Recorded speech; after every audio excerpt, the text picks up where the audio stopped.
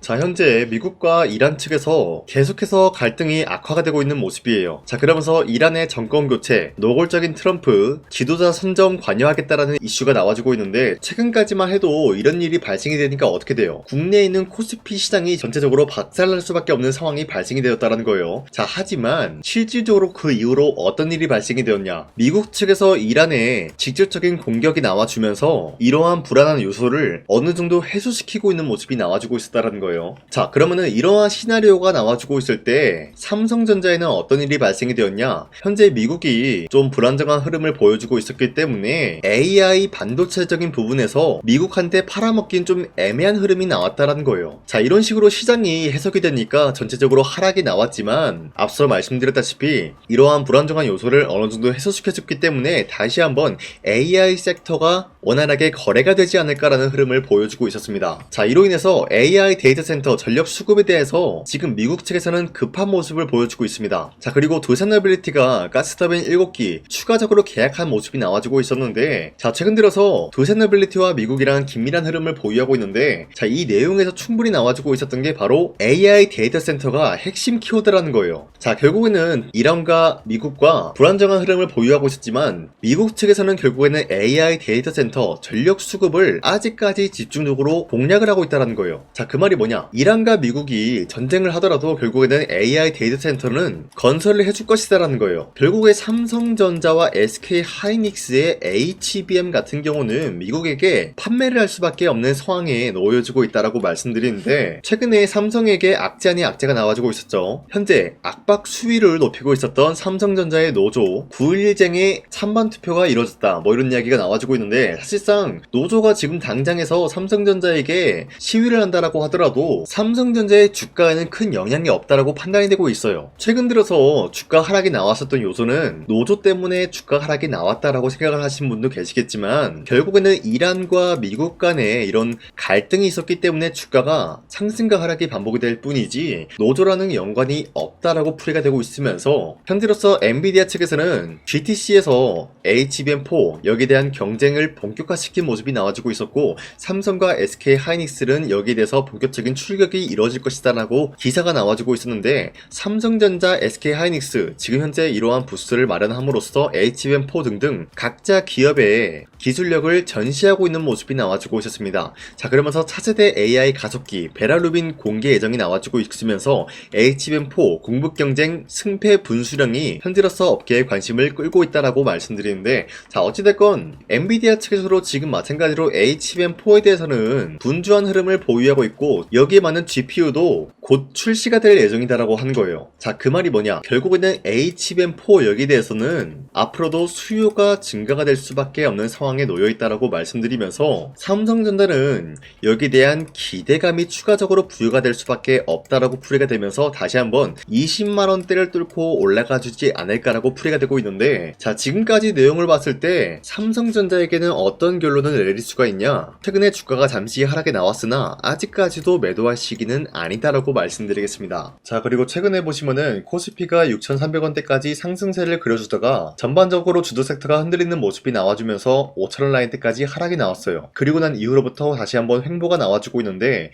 자, 이러한 상황이 나와주고 있다는 거는 우리가 지금 시장에서 아무런 종목을 공략한다라고 할 경우에는 수익을 본다라기보다는 손실을 볼 위험이 있다라고 말씀드리겠습니다. 자, 그렇기 때문에 여러분들이 더 이상 아무 종목 공략하시고 손실 보지 마시라고 저 강찬이가 종가 베팅을 통해서 하루에 3가지 종목씩 종목 선정을 도와드리고 있는데, 보신 바와 같이 지난 3월 12일 목요일이었죠. 이때 2시 6분에서 13분 사이에 이렇게 3가지 종목을 선정해드리고 있었는데, 이 시간대에 여러분들한테 종목 선정을 해드리고 있는 이유가 어디까지나 종가 베팅이라 라고 적혀있는 만큼 종가의 이 종목들 공략하시고 다음날 자율적으로 매도하라고 말씀드리고 있는 거예요. 자, 그리고 이러한 종목들은 현재로서 코스피가 흔들리고 있는 게 주도 섹터가 흔들리고 있기 때문이다라고 말씀드렸죠. 이 기업들은 주도 섹터랑은 사실상 연관이 없다라고 말씀드리면서 자체 기술력 하나로만 성장성이 있는 종목이다라고 말씀드리면서, 첫 번째 LS 머티리얼즈 같은 경우는 데이터 센터용 고출력 UC를 공개하면서 여기에 대한 기대감이 불러오면서 자연스럽게 매수세가 유입이 될 수 수밖에 없는 흐름을 확보했고요. 두 번째, 폴라리스 오피스 같은 경우는 현재로서 오픈 AI와 협업을 하겠다라는 소식이 나와주면서 여기에 대한 기대감에 의한 매수세가 유입이 될 수밖에 없는 흐름을 확보했어요. 자, 그리고 마지막으로 한선 엔지니어링 같은 경우도 대미투자 특별법 통과 소식이 나와주면서 여기에 대한 매수세가 유입이 될 수밖에 없었다라고 말씀드리는데, 사실상 이렇게 말씀드리면 여러분들이 헷갈릴 수가 있기 때문에, 첫 번째 LS 머티리얼즈 같은 경우는 윗꼬리가 달리면서 빠진 모습이지만 지난 금요일에 보시면은 29%까지 상승 포지션 나왔고요. 윗꼬리가 달리면서 자연스럽게 22% 상승 마감이 되었다라는 거예요. 자, 그러면은 지난 3월 12일 이 종목을 공략하신 주주님들은 아무리 못해도 22%에서 29%에 대한 상승을 노려볼 수가 있었다라고 말씀드리겠고요. 두 번째, 폴라리스 오피스 같은 경우는 지난 금요일 30% 상한가 찍어준 모습이 나왔었기 때문에 전날에 이 종목 공략하신 주주님들은 최대 30%에 대한 상승을 노려볼 수 있었다라고 말씀드리겠습니다. 자, 그리고 마지막으로 한선 엔지니어링 같은 경우도 저점 대비해서 지금까지 상승 포지션 나와줬고요. 지난 금요일에 보시면은 25% 상승 나왔고요. 네, 보신 바와 같이 16% 상승 마감이 되었기 때문에 이 종목을 공략하신 주주님들은 16%에서 25%에 대한 상승을 노려볼 수가 있었다라고 말씀드리겠습니다. 자, 어디까지나 하루에 3가지 종목씩 이런 종목들을 여러분들한테 공략을 해드리고 있는 만큼 여러분도 충분히 이러한 상승을 노려볼 수가 있다라고 말씀드리면서 이러한 종목 선정을 받는 방법은 어렵지 않다라고 말씀드리겠습니다. 자, 화면에 나와있듯이 제 영상 구독 버튼 한 번씩만 눌러주시고, 여러분들이 구독을 눌러주셨다라는 인증으로 상단에 나와있는 제 연락처로 구독이라고 한 번씩만 문자 보내주시면은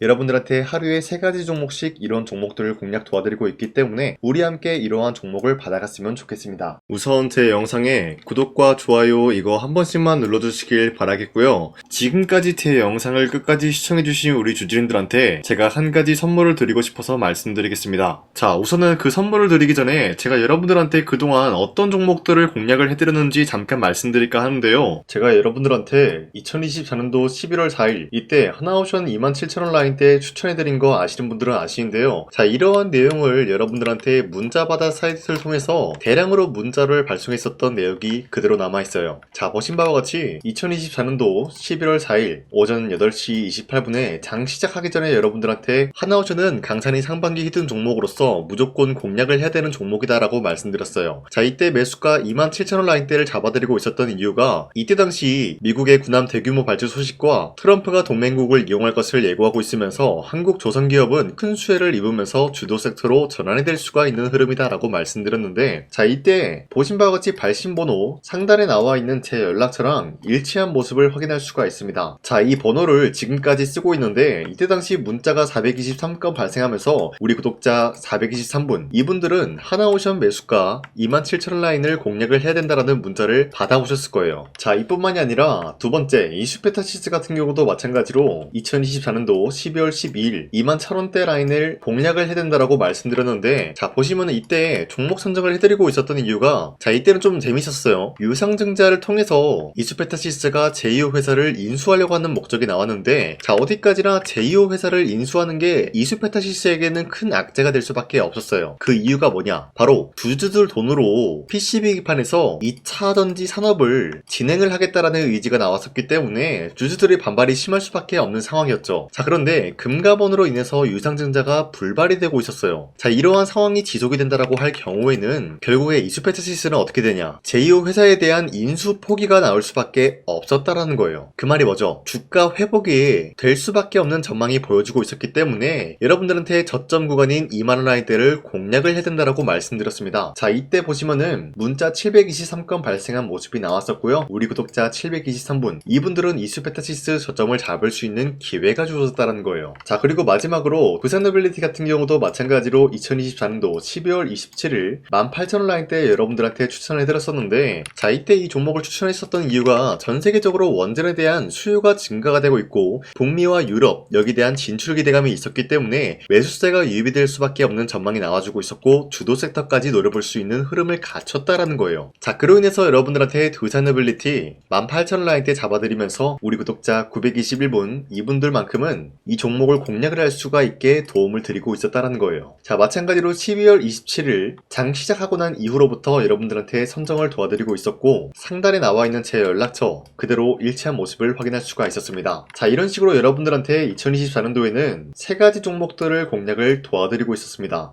하나오션 먼저 보여드리자면요. 24년도 11월 달이면은 대략적으로 이 지점이 되겠습니다. 이때 여러분들한테 27,000원 라인대 잡아드린 모습으로서 저점을 다지고 있을 때 여러분들한테 공략을 해드린 모습 확인할 수가 있었습니다. 자, 그런데 이 지점까지 지금 봤을 때 거의 10배 가까운 상승이 나왔는데 지금까지 이 종목을 들고 있는 주주님들은 저 강산이가 다시 한번 축하드린다라고 말씀드리면서 이러한 상승 모멘텀은 이수페타시스 역시 마찬가지로 24년도 12월 12일 이때가 바로 이 구간이었는데 이 종목도 마찬가지로 저점 대비해서 6배 이상의 상승을 만들어 나가고 있는 모습이 나타났습니다. 자, 그뿐만이 아니라 두산빌리티도 24년도 12월 27일 바로 이러한 부근이었는데 이때부터 지금까지 확인해본 결과 거의 4배에서 5배 상승까지 충분히 노려볼 수 있는 흐름을 만들어 나갔습니다. 자, 어디까지나 이런 상승에 대해서는 상승 모멘텀이 굉장히 중요하다라고 말씀드리면서 여러분들이 24년도에 하나오션과 이수페타시스, 두산빌리티 이 세 가지 종목을 놓치셨다라고 하면은 전혀 아쉬워할 게 없다라고 말씀드리겠습니다.